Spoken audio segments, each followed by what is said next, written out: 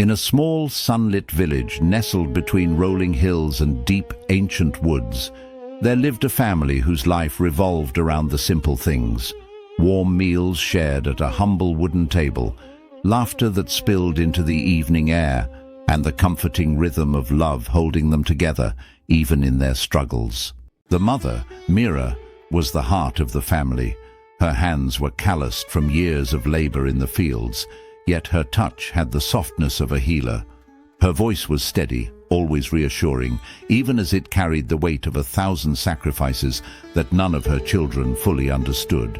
Her husband, Rohan, was a dreamer, a man with more hope than practicality, who worked tirelessly but often failed to meet the relentless demands of life. Her eldest son, Arjun, had inherited his father's dreams, but not his calm demeanor. He was restless, full of too much fire for the quiet village life they led. Then there was little Mira, just 7 years old, with wide, curious eyes that reflected the innocence and wonder only a child could preserve.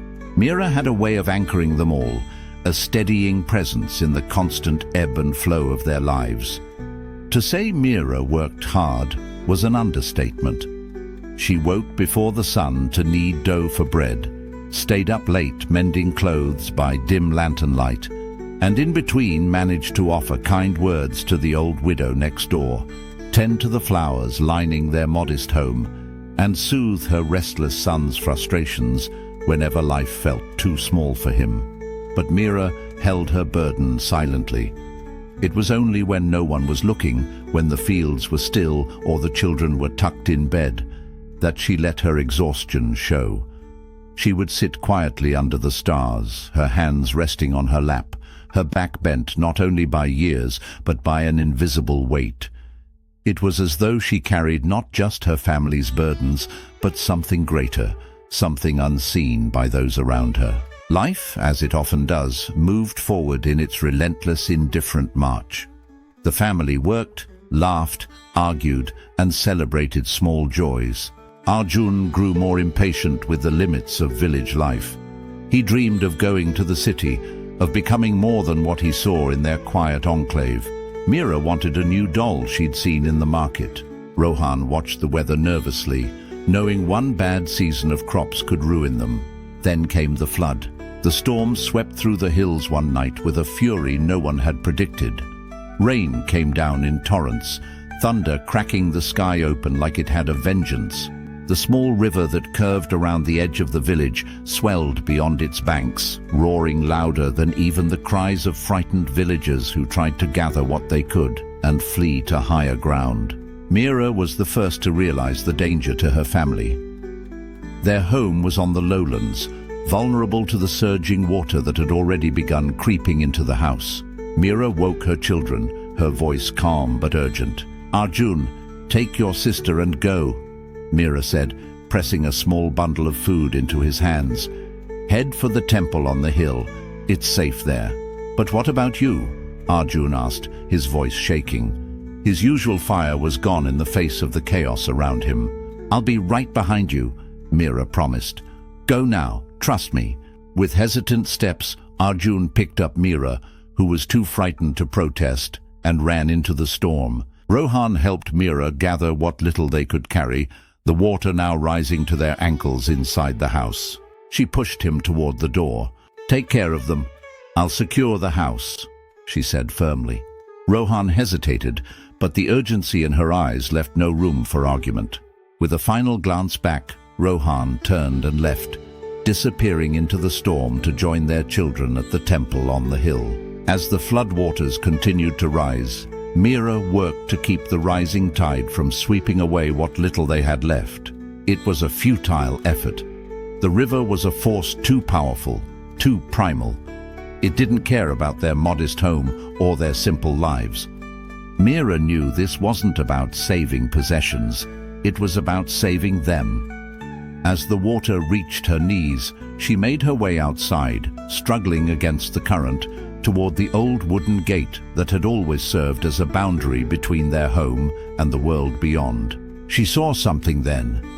One of their neighbors, an older man trapped on his roof, calling for help as debris swirled around him. Without hesitation, Mira pushed against the flood, inching toward him, offering her hand, her strength. By the time she reached the temple on the hill, carrying the man on her back, her strength was failing. The flood had taken more than land and homes. It had taken a part of her she could never reclaim. Arjun ran to her, his face pale, his eyes wide. "Mother!" he cried, pulling her onto the temple steps. Mira sank to her knees, her breath labored. She looked around at her family, Rohan holding a shivering Mira in his arms, Arjun crouched beside her, tears streaming down his face. "You're safe," Mira whispered, her voice a mere thread of sound. "Why did you do it, Mother?" Arjun sobbed. "Why didn't you come sooner? Why did you risk yourself?" Mira's lips curled into a faint smile, her gaze soft as it rested on her son. "Because we're not separate, Arjun," she said, her voice gaining a strange clarity despite the weakness overtaking her body. "Not me, not you, not even the man I saved. We are all one. One life, one soul, moving together like the river. To save one is to save all." Arjun shook his head, not understanding, not ready for the truth she was laying before him. "We're not the same, Mother. We're not. You didn't have to. Listen to me," she interrupted gently, placing a trembling hand on his cheek. "You are more than just yourself. We all are. We're threads in the same fabric, drops in the same ocean. What we do for others, we do for ourselves. That's the lesson, my son. That's the truth." The storm passed before dawn. The village was left in ruins, but the temple survived, standing defiantly against the destruction. Mira didn't live to see it. Her family buried her beneath the tallest tree on the hill, where the land overlooked their once home. They grieved, not just for her loss, but for the realization of how much she had given, how much of herself she had poured into their lives.